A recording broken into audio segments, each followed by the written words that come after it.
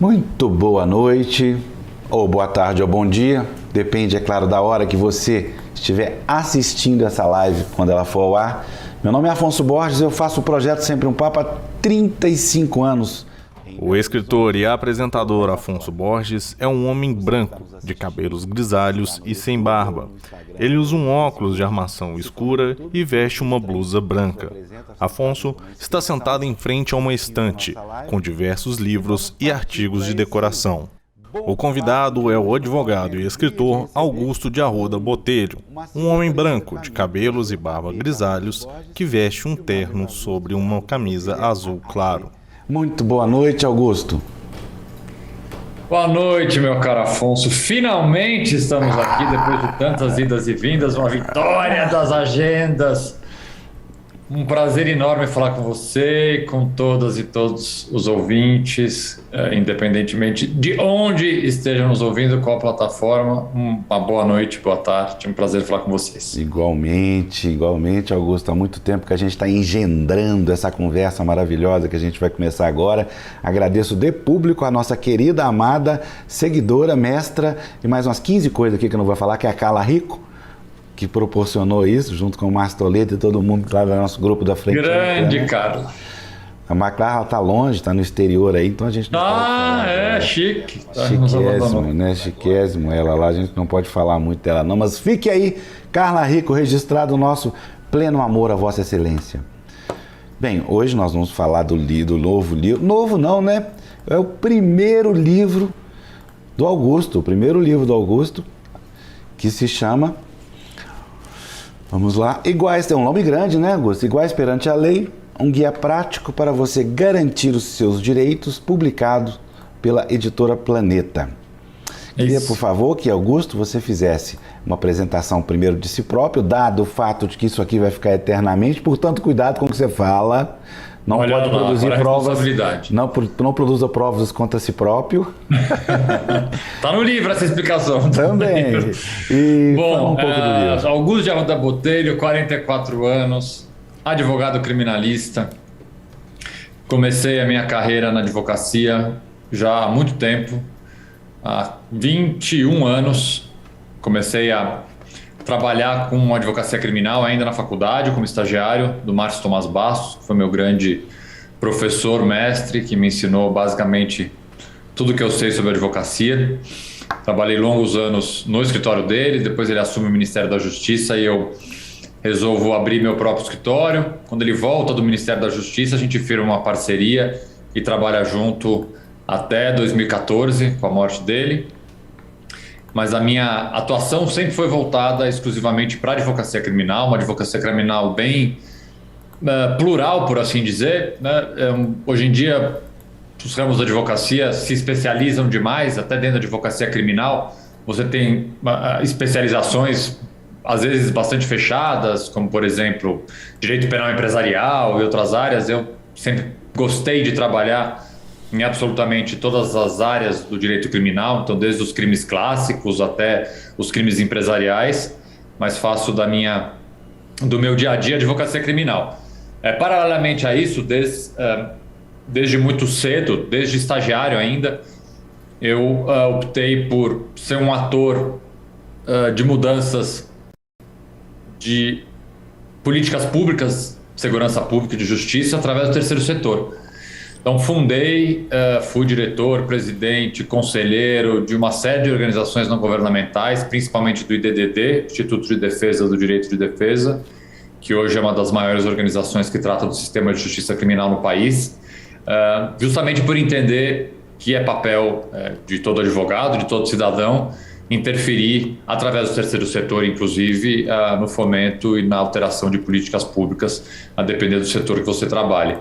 Isso acabou, de certa forma, abrindo um campo de atuação maior dentro dos direitos humanos. Eu sou também conselheiro da Human Rights Watch, que é uma das grandes organizações de direitos humanos do mundo, que trata aí de temas completamente amplos e diversos, desde meio ambiente a questões ligadas à liberdade de expressão, a políticas públicas no mundo inteiro. Então me dá bastante trabalho. E mais recentemente Quando eu falo todas as coisas que eu faço, eu fico até meio cansado. Porque é muita Não, coisa, né? não, vai, manda brasa, manda E brasa. aí, recentemente, eu acabei entrando assim no ramo mais de comunicação. Tive a primeira experiência trabalhando na CNN, naquele programa Grande Debate, e hoje sou colunista do UOL. Tenho uma participação 2 vezes por semana no UOL News, comentando notícias jurídicas e políticas do Brasil, e também uma coluna semanal no UOL. Então, basicamente, a espinha dorsal da minha vida é a advocacia criminal, mas com esses eixos aqui de comunicação de direitos humanos que eu nunca abandono e jamais abandonarei, porque me mantém ativo e, volto a dizer, um ator de mudanças que eu acho tão relevantes na sociedade. E, para terminar, resolvi, no meio dessa loucura toda, escrever um livro. E não é uma tarefa Pô, nada você faz fácil. pouca coisa, qual o problema de fazer mais uma atividade que vai só tomar todos os seus dias em live de divulgação do livro, todo dia até o final do ano? Coisa pouca. Coisa pouca. Bem, mas me deu muito prazer de escrever esse livro, foi um desafio, continua sendo um desafio, porque é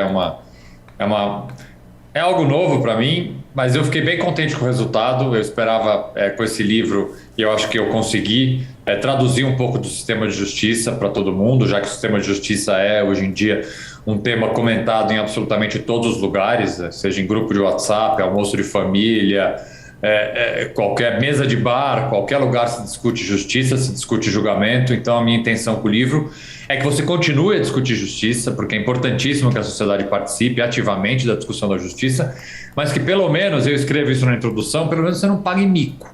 Então assim, eu explico o básico do sistema de justiça para o leigo, para você discutir justiça, mas assim, com um conhecimento básico sobre o sistema de justiça. Legal isso, porque você resolveu fazer o seu primeiro livro uma estreia também, do ponto de vista conceitual, no exercício das informações mais básicas sobre a justiça. Gostei disso. Eu queria que você falasse um pouco sobre o que o livro contém, sendo objetivo. Bom, o livro, como é que surge o livro? Acho importante contar para vocês como é que surge a ideia do livro. Eu tenho uma palestra que eu dou há, 15 anos, que é uma palestra que sempre fez muito sucesso, e é aquela palestra meio coringa que a gente tem, né? Às vezes a pessoa te convida para dar uma palestra e fala, o tema é livre, dá o tema que você quiser. Então, para não ficar inventando sempre um tema, eu tenho essa palestra guardada ali, porque eu gosto de dar essa palestra, ela faz muito sucesso, então eu sempre dei essa palestra que chama Desmistificando Folclores do Sistema de Justiça Criminal.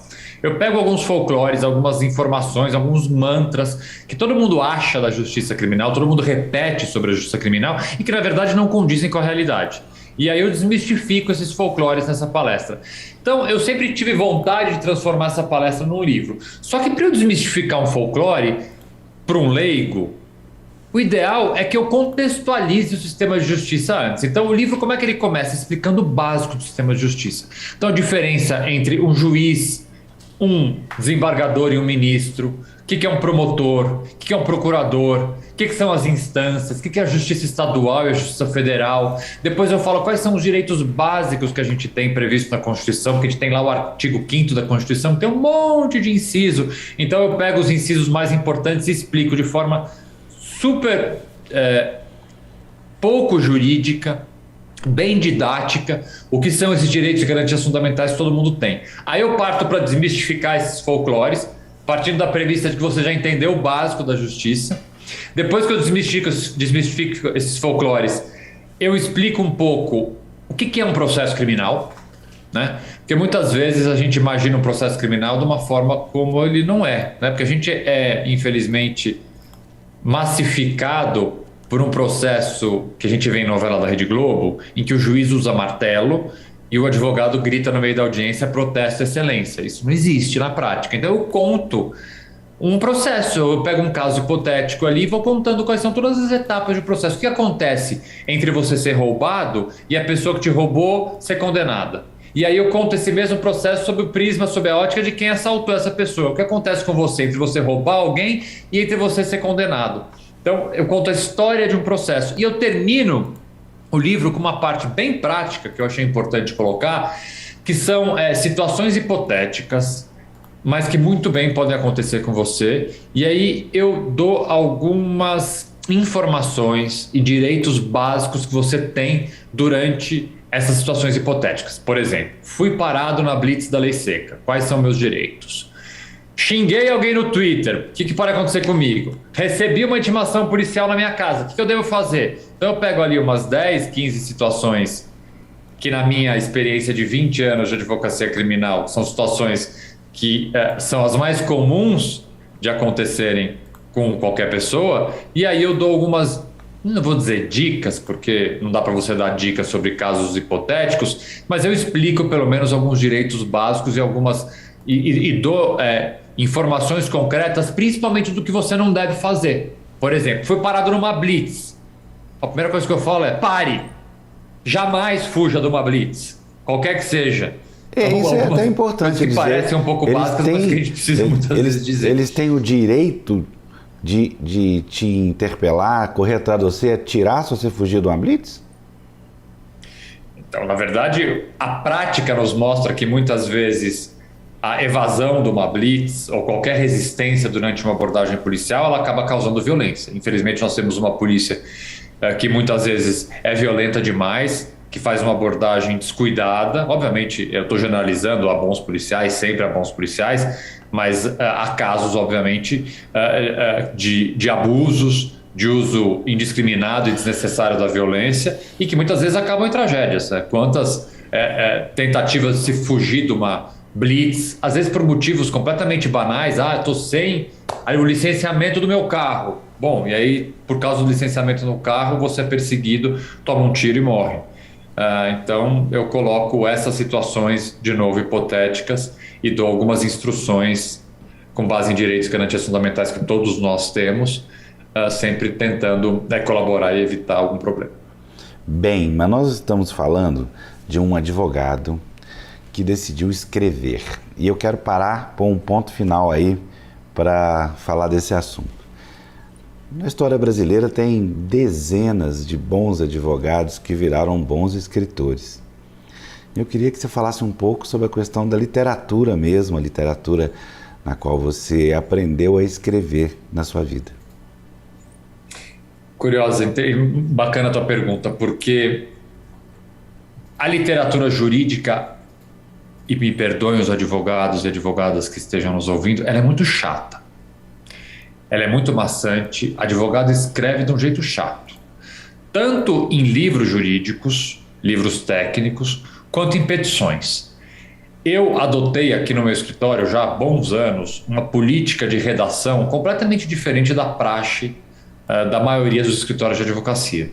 Eu faço petições curtas, eu faço petições diretas. Se algum advogado aqui do meu escritório escrever uma citação em latim ou citar uma doutrina em alemão, ele vai tomar um cascudo, obviamente, figura de linguagem, mas eu tento transcrever dentro de um processo uma linguagem que hoje em dia eu entendo que é a linguagem que mais funciona, que mais prende a atenção de um juiz, de uma juíza que tem dezenas, milhares de processos para decidir.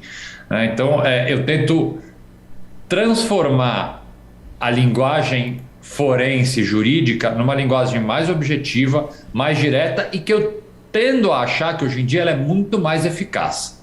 Então, por que eu fiz essa introdução? Porque eu não sou, nem nunca fui um grande acadêmico, por exemplo. Eu fui fazer mestrado agora, depois de velho, com 40 anos de idade. Eu nunca fui uma pessoa que optei por me debruçar na literatura técnica, jurídica, a não ser, obviamente, nos casos em que você precisa se debruçar para tratar de um caso específico. Óbvio, tem uma biblioteca gigante aqui no escritório, porque você, para consultar para um caso específico, você tem, obviamente, que procurar nos clássicos e, enfim, na literatura atualizada, que a literatura jurídica ela é sempre muito atualizada.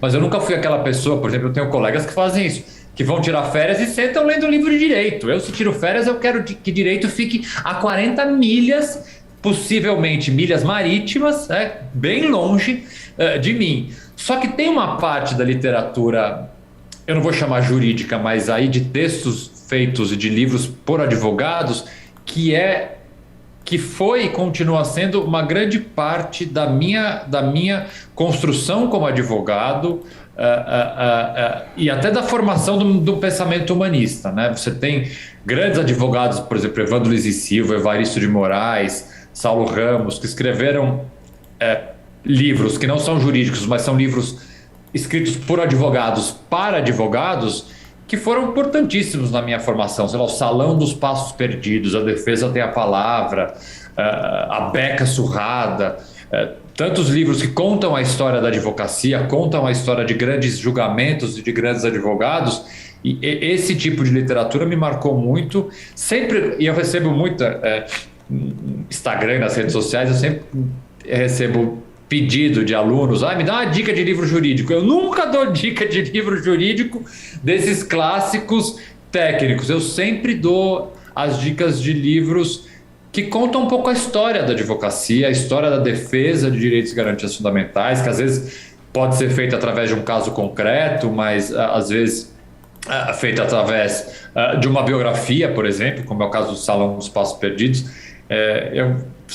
Foi muito importante. De literatura não jurídica,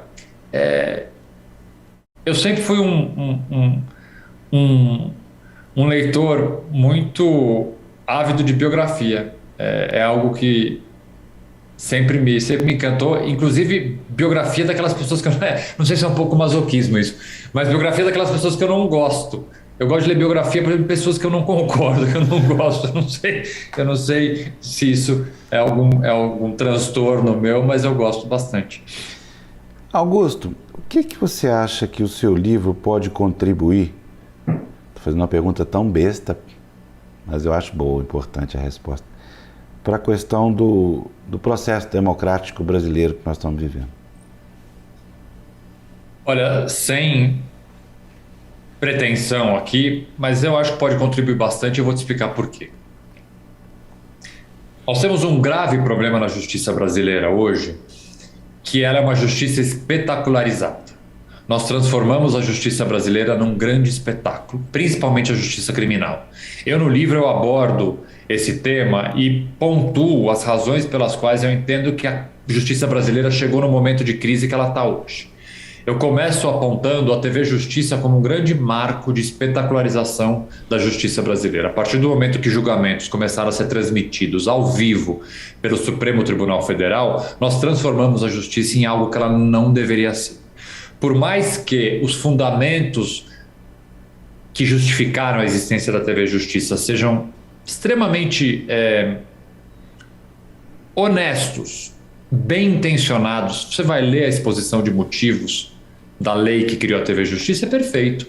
O Supremo tem que se aproximar do povo, a justiça tem que estar sempre com portas abertas, tem que ser transparente, isso é uma maravilha. Só que justiça transparente, justiça aberta e publicidade é diferente de você transmitir ao vivo numa TV aberta um julgamento. O resultado prático disso, para vocês entenderem, isso é uma pesquisa da Fundação Getúlio Vargas, não é o Augusto falando, é que o voto dos ministros dobrou, o tamanho do voto. O voto de um ministro ou de qualquer órgão colegiado, ele é traduzido num negócio que a gente chama acórdão. É um calhamaço de papel onde vai estar o voto, que você vai ver lá os ministros, os embargadores sempre ficam lendo aquilo. A partir do momento que criou-se a TV Justiça, o número de páginas dos votos aumentou em até 50%, a depender do ministro. Por quê? Por uma razão bem simples. Quanto mais tempo você fica votando, mais tempo você aparece na TV. Portanto, a imagem, a transmissão ao vivo de um julgamento teve um impacto péssimo para a justiça. Porque as pessoas passaram a acompanhar a justiça e a partir do momento que se criou a TV Justiça, logo depois, alguns anos, a bem da verdade, você teve o primeiro grande processo espetáculo da nossa história recente, da democracia recente do país, que foi o Mensalão. Em que você estava ali julgando não apenas pessoas, você julgava um partido político, você julgava partidos políticos, mas figuras muito importantes de partidos políticos. Aquele julgamento ali, o que estava em julgamento era muito mais do que um caso. Os próprios ministros diziam, era um plano de poder. Portanto, aquele julgamento televisionado, ele era assistido pelo cidadão médio, pelo homem comum, pelo homem leigo, como quem assiste, não um julgamento qualquer, como quem assiste o julgamento de alguém que eu votei, ou alguém que eu não votei, alguém que eu faço oposição, alguém que eu gosto, ou alguém que eu não gosto. Ou seja, aquele espectador daquele julgamento começa a assistir aquilo como quem está torcendo. Futebolístico mesmo. Totalmente. Não importa o resultado do julgamento. Se eu sou leigo, se eu não entendo patavinas de direito e o julgamento é contra a pessoa que eu votei, que eu apoio, que eu quero que seja presidente, governador ou tanto, eu automaticamente vou discordar daquilo. É natural. Como eu vou discordar de um pênalti que foi marcado, sendo pênalti ou não, pro meu time. Se o pênalti é contra mim, não importa se foi pênalti ou não, eu vou ter oposição. É assim que o torcedor se porta. Então, esse televisionamento e o mensalão, ele começa a fazer da justiça um grande espetáculo e que a gente tem o ápice desse grande espetáculo com a maior operação policial e processo judicial que o Brasil teve, que é a Lava Jato. Que assim, ela é tão espetáculo que ela teve tantas fases que basicamente é uma série de TV, né, de 5 temporadas. Eu conto isso sempre. Eu tenho uma tia minha que ficava brava quando não tinha fase da Lava Jato. Eu advoguei na Lava Jato desde a primeira fase da Lava Jato e continuo advogando na Lava Jato. Ela me ligava brava: Augusto, como não teve fase da Lava Jato nessa sexta-feira? Porque ela acompanhava a Lava Jato como quem acompanha uma novela. Ela brava. Eu falava: tia, não teve fase da Lava Jato, porque não teve, sinto muito. A senhora, não teve. Hoje, desculpe, não teve. Então as pessoas acompanhavam aquilo. E aí, a Lava Jato pegou todo esse histórico do mensalão, da TV Justiça, criando figuras messiânicas como Sérgio Moro, Deltan Dallagnol, para chegar no momento polarizado que a política está hoje no Brasil. Não estou fazendo qualquer julgamento aqui ideológico, tá? Estou retratando fatos. E longamente respondendo a tua pergunta, o que acontece hoje com quem acompanha a justiça? Nós chegamos ao ápice da partidarização da justiça brasileira. Quem acompanha, quem comenta, isso é de todos os lados, é parte da imprensa, é o público que assiste. Você acompanha e comenta um julgamento, isso que eu falei no começo da nossa conversa.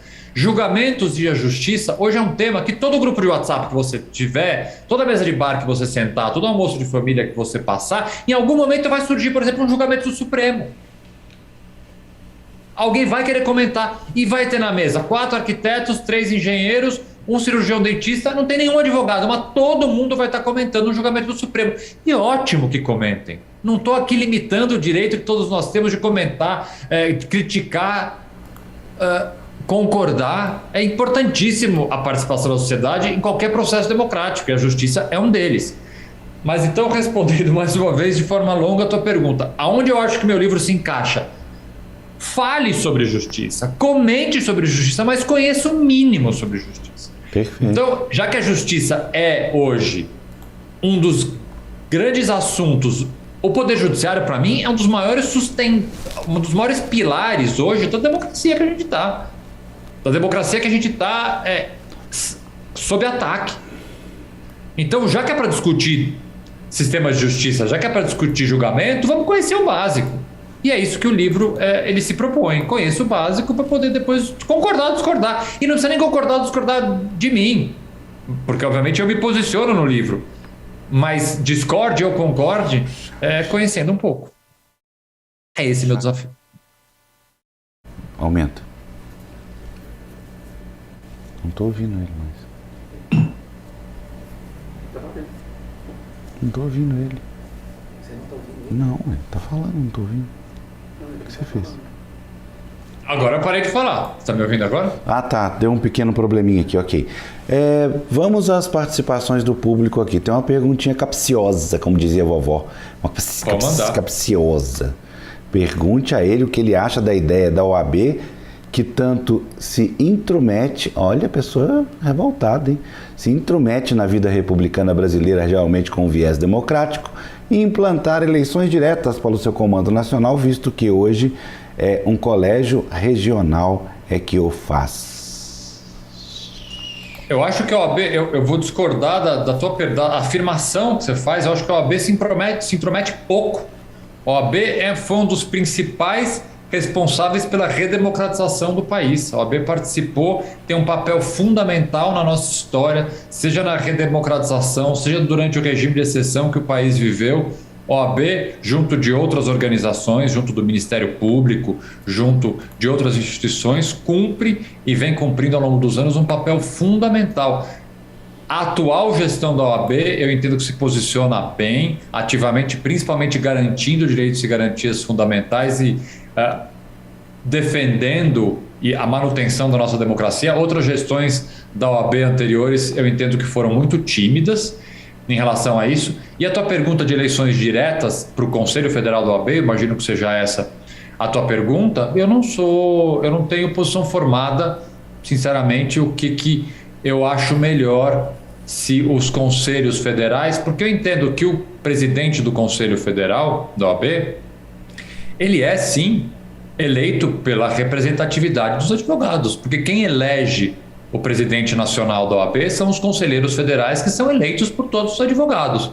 Então eu não entendo por que tem aí qualquer falha de representatividade na escolha do presidente nacional da OAB, já que ele é eleito pelos conselheiros federais que são eleitos por todos nós, advogados e advogadas. Eu não vejo nada de errado nisso. Também não, como eu te disse, não tenho opinião formada se haveria necessidade de se mudar para uma eleição direta.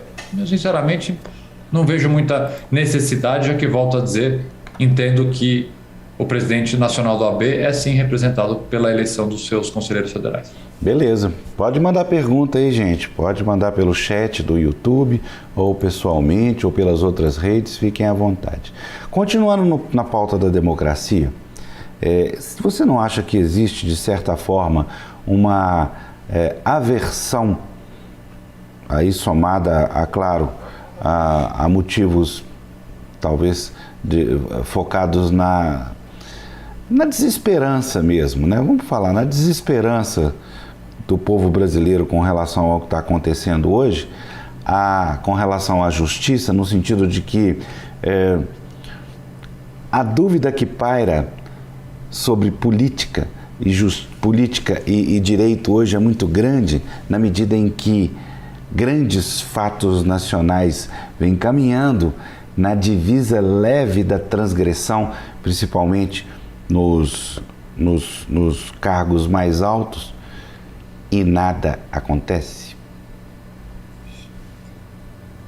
A justiça brasileira, ela tem um problema grave,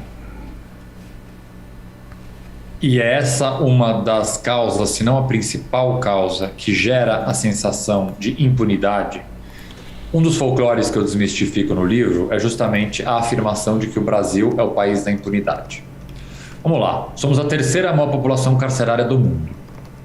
Teve pouco tempo atrás, éramos a quarta, hoje ocupamos o terceiro lugar.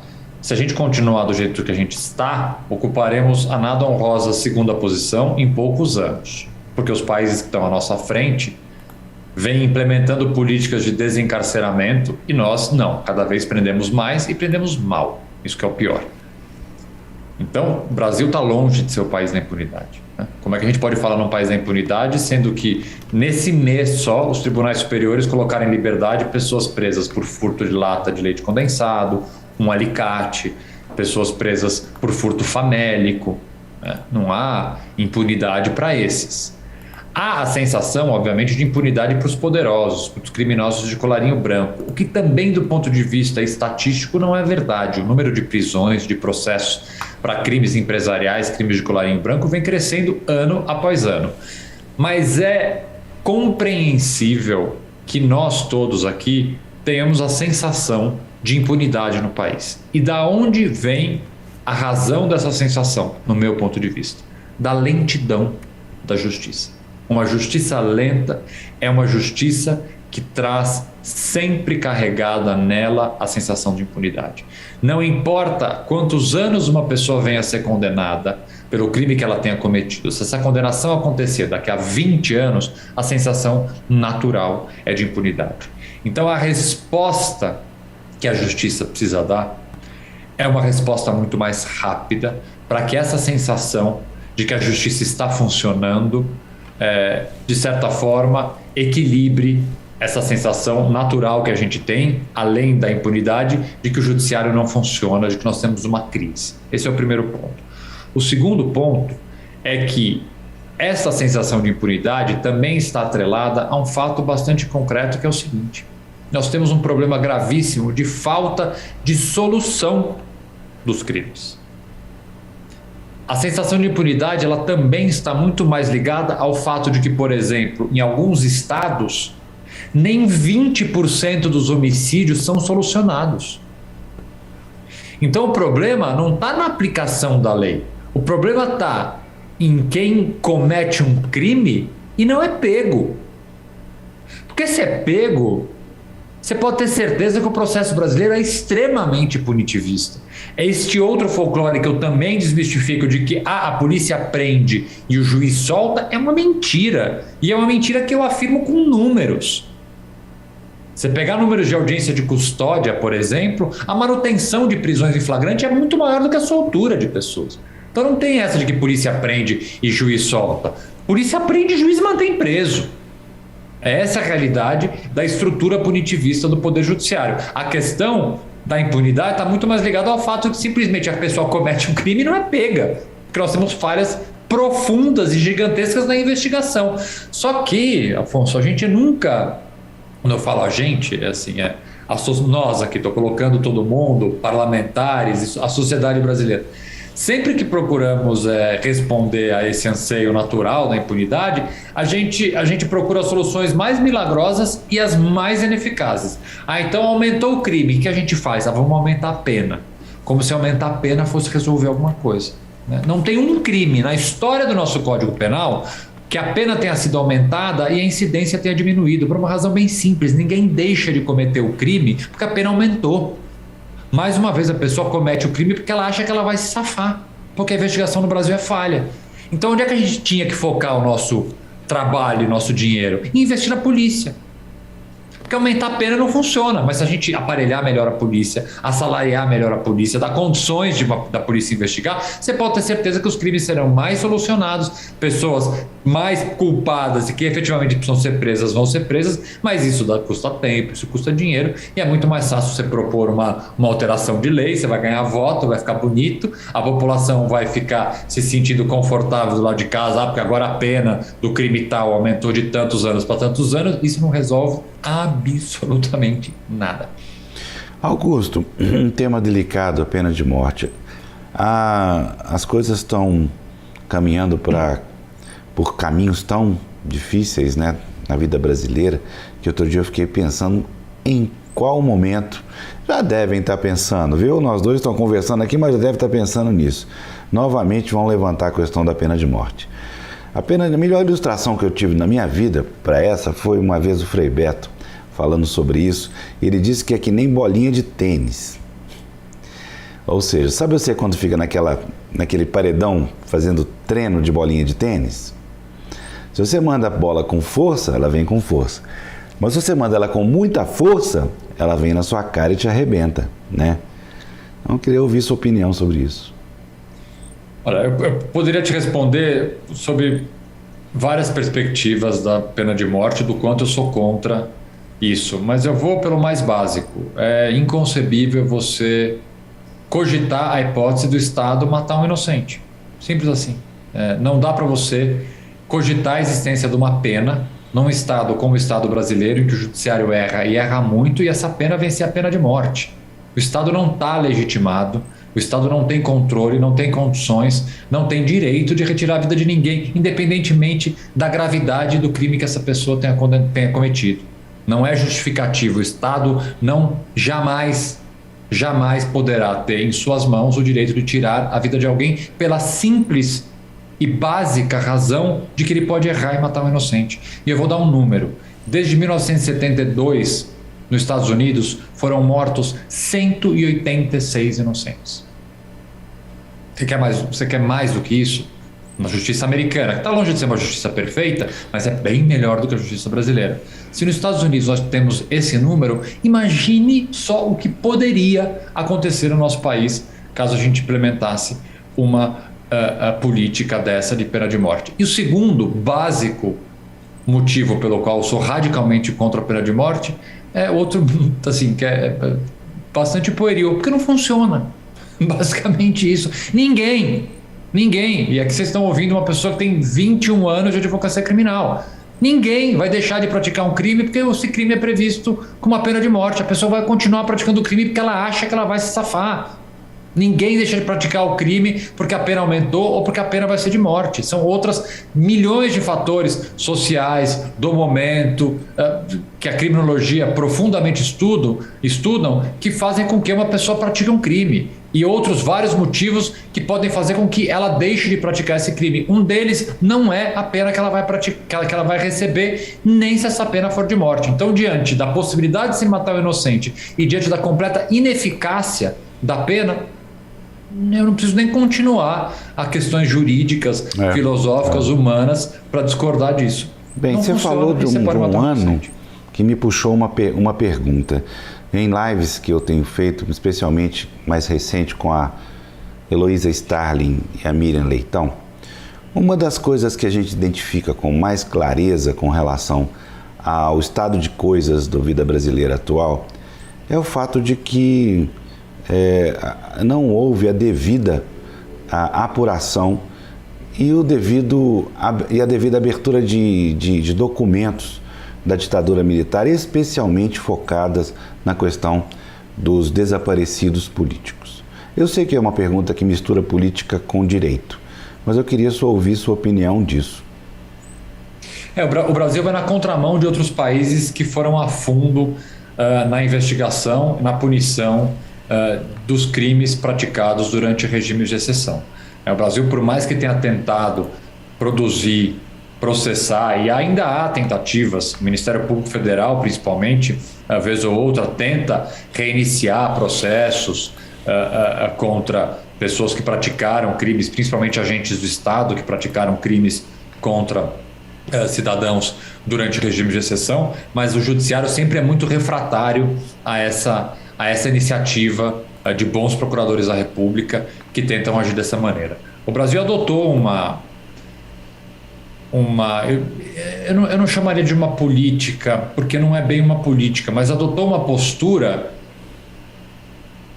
que eu diria que ela é covarde até, porque assim, vamos virar essa página, sabe? Vamos e virar essa página para os dois lados, já que sob esse manto hipócrita, né, da anistia geral e restrita, vamos esquecer então os dois lados, tudo que cada um praticou de um lado ou de outro, e vamos virar essa página, vamos tentar reconstruir uma nova história.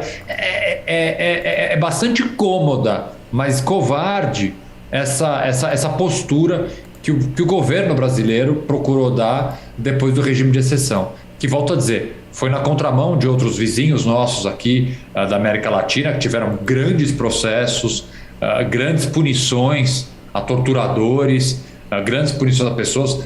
Também na Europa, uma série de iniciativas nesse sentido. O Brasil foi tímido, para dizer o mínimo, nesse campo.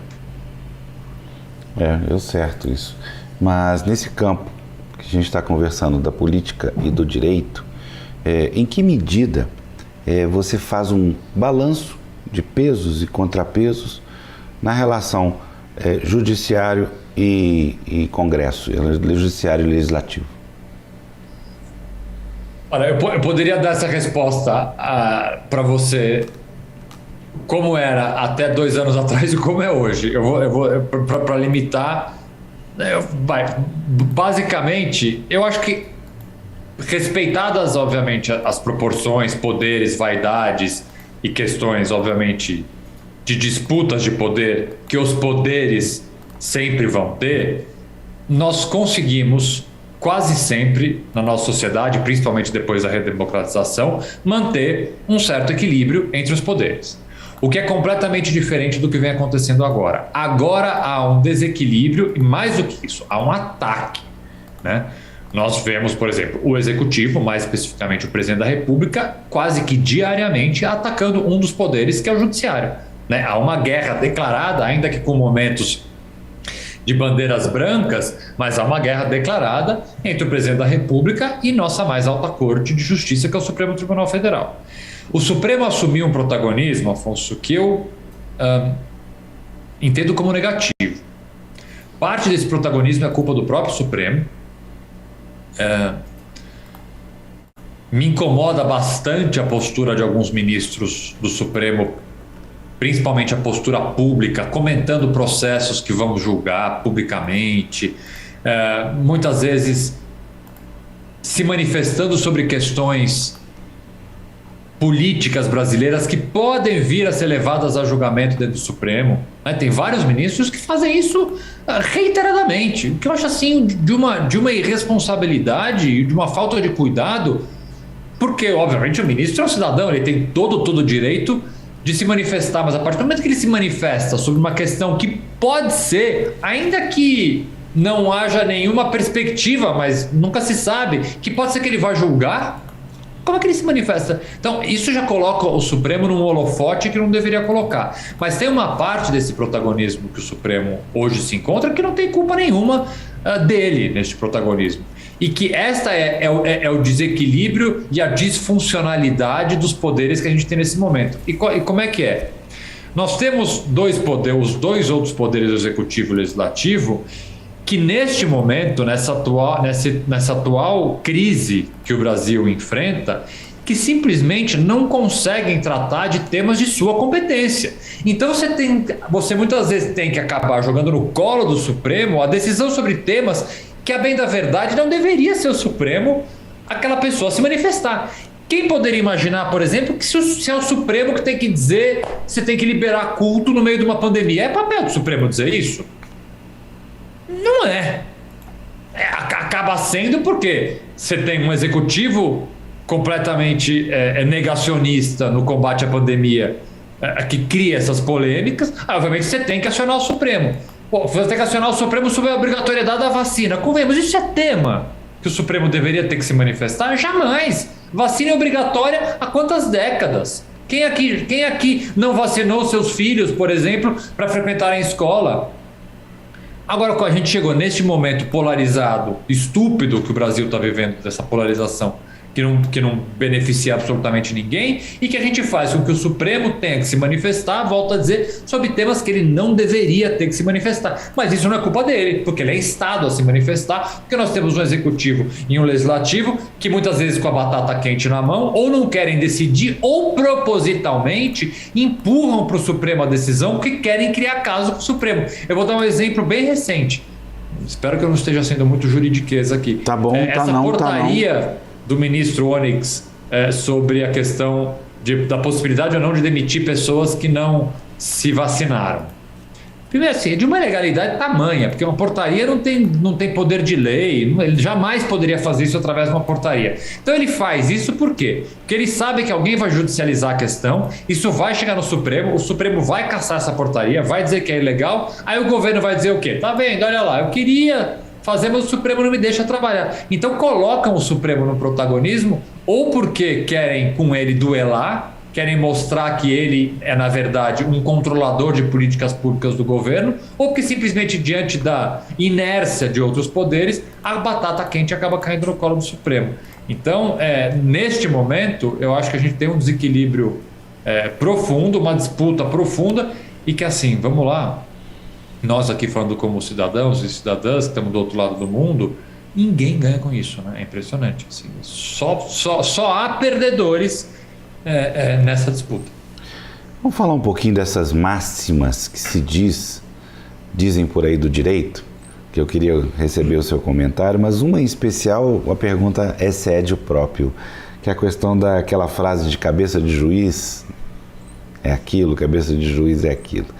Eu fico olhando, tenho muitos amigos juízes, né? E muitos que eu admiro, a maioria eu admiro muito. E a grande diferença que eu vejo entre eles, eu vou falar rasgado, é a formação. Em especial, a formação literária, a formação no campo do conhecimento abrangente que a literatura promove. Queria que você comentasse essa frase e a minha fala. Nós temos uma crise gravíssima na formação jurídica brasileira, gravíssima.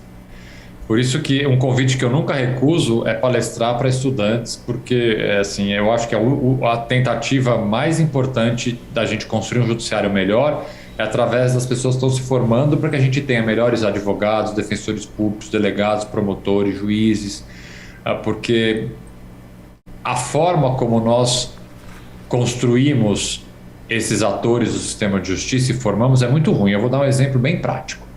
Eu, sei lá, 10 anos, 15 anos atrás, chegava para dar uma palestra numa universidade, eu sempre pergunto, quem aqui vai ser advogado, quem vai prestar concurso?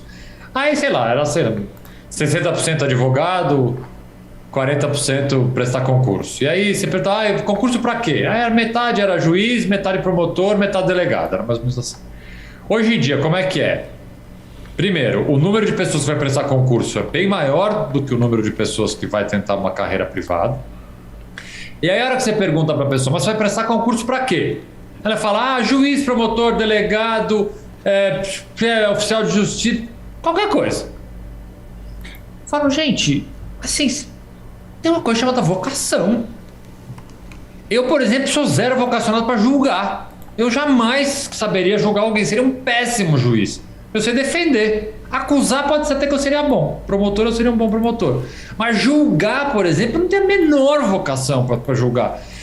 Então, quando eu vejo esses jovens com essa... Eu estou generalizando, é óbvio que eu estou generalizando, tem milhares de exceções, mas na minha experiência eu tenho enfrentado muito isso. Simplesmente com essa postura de que eu quero prestar um concurso e o que passar, passou. E o que passar, passou é o seguinte, né?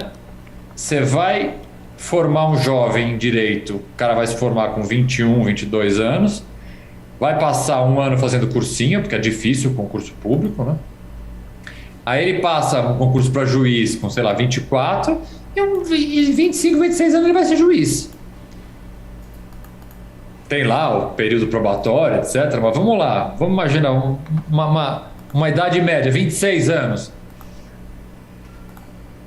A pessoa é uma pessoa vocacionada, etc. Tudo bem. Enfim, começa em pequenas comarcas, não estou aqui julgando a carreira. Mas eu estou julgando os problemas disso. Né? De você correr o risco de ter dentro do Poder Judiciário atores sem experiência, sem vocação para aquele cargo especificamente que eles têm, sem uma formação humana, porque, Afonso, eu gosto de falar sempre isso, que é o seguinte, atrás de um processo tem uma pessoa. Atrás de um número de processos, e hoje em dia os números de processos são gigantes, né? Porque tem lá o processo eletrônico, que eu acho um inferno aquilo, eu odeio o processo eletrônico, eu sou um cara da velha guarda já, gosto de imprimir coisa, ler coisa impressa, mas enfim, hoje é tudo no computador. Mas atrás daquele número gigante de processos tem um pai, tem uma mãe, tem um irmão, né? E muitas vezes a gente vê uma justiça, obviamente por uma série de razões, completamente massificada. Completamente. Não dá para a gente julgar a vida de alguém, o pedido de alguém, a guarda de um filho, uma dívida, a liberdade de alguém, como quem julga mais um processo. Jamais é mais um processo, tem alguém ali atrás. Tem alguém que vai perder sua liberdade. Tem um problema gravíssimo hoje em dia no sistema criminal, que são prisões injustas por causa de reconhecimentos feitos de forma ilegal. Isso vai ser o maior tema dos próximos anos na justiça criminal, são erros judiciários causados por falhas no reconhecimento. E muitas vezes, e eu advogo de forma pro bono em vários processos desses, e muitas vezes eu percebo que simplesmente o juiz e o promotor que analisaram o caso não tem má fé ali. Simplesmente uma pessoa nem olhou. Porque dentro daquele caso ali são mais 400 casos que ele tem que olhar no dia. E aí ele passou, é mais um acusado de roubo, dentre os outros dezenas de acusados de roubo. E a prova não está muito boa, tudo bem, vamos lá e condena. Pô, depois você vai ver, a pessoa passou 1 ano, 2 anos preso, e aí quando você chega no Tribunal Superior, você vai ver que o reconhecimento dessa pessoa foi completamente ilegal, reconheceram a pessoa errada e a pessoa está lá presa. Então, assim, é difícil porque a justiça não para de crescer. Mas ainda assim, um olhar humano para cada processo e um ator, seja do lado que for, advogado, defensor público, promotor ou juiz, vocacionado para aquela postura e para aquele cargo que ele tem, é essencial para a gente ter uma justiça melhor. Augusto, você acha que todo legislador deva ser advogado ou que tenha que obrigatoriamente conhecer as leis? Eu acho, não só acho isso, como eu acho que todo juiz, todo promotor, todo advogado, todo defensor público deve visitar a cadeia. Não dá para você... eu monitorei através de projetos que eu já trabalhei e já visitei mais de 100 cadeias no Brasil todo. E às vezes eu vejo um juiz, um promotor, um advogado criminalista que nunca foi numa cadeia. Mas você sabe que eu acho que eu fiz a pergunta errada? Você desculpa. Eu disse legislador, eu disse deputado, vereador. Você acha que eles devam ser especialistas em direito, ter um bom conhecimento, ou todos devem ser advogados? Não, todos não devem ser. Acho que não precisa, não. Acho que não. Até porque o processo legislativo ele é tão específico e ele tem um suporte tão grande de advogados que não necessariamente, eu não vejo necessidade da gente ser representado apenas por juristas ou por advogados, até porque há equipes de gabinetes formadas por advogados, formada por pessoas da área que podem auxiliar muito bem. Eu não vejo essa necessidade, não. Legal. Felizmente estamos começando a terminar, mas tem mais uma dúzia de perguntas. Mas eu acho que a gente pode falar um pouco mais nesse momento de encerramento. Em primeiro lugar, eu queria colocar a capa do livro. Matheus, vamos colocar a capa do livro. Estamos aqui reunidos. Eu tenho aqui, ó. Na tela, a capa do livro de Augusto de Arruda Botelho, Iguais Perante a Lei. A capa é predominante amarela com grafismos em cinza e preto. Essa live toda de plástico, de livros, vidros e coisas internéuticas para divulgar o livro Iguais Perante a Lei, de Augusto de Arruda Botelho, editado pela Planeta. Portanto, já coloquei o link aí na live. Podem comprar sem dor. Comprem muito. Pronto, falei. Pronto. Voltando agora. Augusto, tem caminhos que sejam, claro, sempre vou fazer pergunta desse jeito, democráticos e dentro do Estado de Direito para mudar tudo que está acontecendo no Brasil? Ou a gente vai direitinho lá para outubro de 22 mudar pelo voto? Eu não acredito mais em outras formas que não o voto de alterar ao atual momento que a gente enfrenta político no Brasil. Não acredito. Por mais que eu tenha o meu posicionamento jurídico e político, né? Porque um processo de afastamento de um presidente, por exemplo, ele é um processo político, jurídico. Mas antes de político, ele tem que ser jurídico. Né? Não há afastamento de qualquer governante, qualquer que seja. Impeachment jamais pode ser um terceiro turno. Jamais pode ser você arrumar uma forma de afastar aquele presidente ou aquela presidenta que você não votou, que você não concorda. Impeachment não serve para isso. Né? Então, o fundamento jurídico de um processo de afastamento ele vem em primeiro lugar. Então, eu tenho meu posicionamento técnico de achar que sim, há fundamento jurídico atualmente para um processo de afastamento do presidente. Não há um componente político, né, que também é necessário nesses casos de afastamento. E eu, sinceramente, não vejo qualquer perspectiva de que antes das eleições de outubro de 2022 esse componente político surja. Até porque, quanto mais perto de outubro de 2022, menos tempo para um processo de afastamento a gente tem. Então, eu acho que a alteração do quadro atual, para que lado for, ele só vai acontecer com o voto. O que, a bem da verdade, é a melhor forma. Processos de afastamento são sempre extremamente danosos para uma democracia. Uma jovem democracia como a brasileira já enfrentou 2 processos de impeachment do ponto de vista histórico, pouquíssimo tempo. Vamos pensar o seguinte, a nossa democracia, do ponto de vista histórico, ela é uma criança. Né? Vou pegar. Até bem pouco tempo atrás a gente vivia um regime de exceção. Então é ruim que essa democracia seja afetada com o processo de afastamento. Sem dúvida. Então eu, no atual momento, acho que eu acho também no campo da filosofia democrática, no campo da filosofia da vida política brasileira, é o voto mesmo que decide, mas desde que não haja excessos como estão acontecendo, né? Enfim, mas também é a minha opinião. Vamos voltar a falar de livro. Você está com Pegou o bom gosto do livro aí? Tá pensando em mais coisa, Augusto? Agora, não consigo. Eu não consigo porque é muita coisa ao mesmo tempo. Eu vou cuidar desse meu primeiro filho, né? Que livro, eu tenho que plantar árvore, escrever. Filho eu já tive, plantar árvore eu já plantei também, agora foi o livro. Então eu já me sinto bastante realizado. Eu vou cuidar desse meu primeiro filho livro com muito carinho. Espero que vocês gostem do livro, mas eu não tenho no meu horizonte próximo, pelo menos, nenhum projeto de escrever mais alguma coisa. Bom, querido, adorei a nossa conversa, esclarecida, clara, honesta, digna, franca, maravilhosa. Muitíssimo obrigado, Augusto, mas eu fico torcendo para você escrever outro para a gente estar aqui de novo. Fico torcendo. Obrigado a você, meu amigo, pelo papo, foi uma delícia. Obrigado por falar com todos vocês aí que estão nos ouvindo e fiquem todos bem. Muitíssimo boa noite a todos e seguimos com a programação do Sempre um Papo.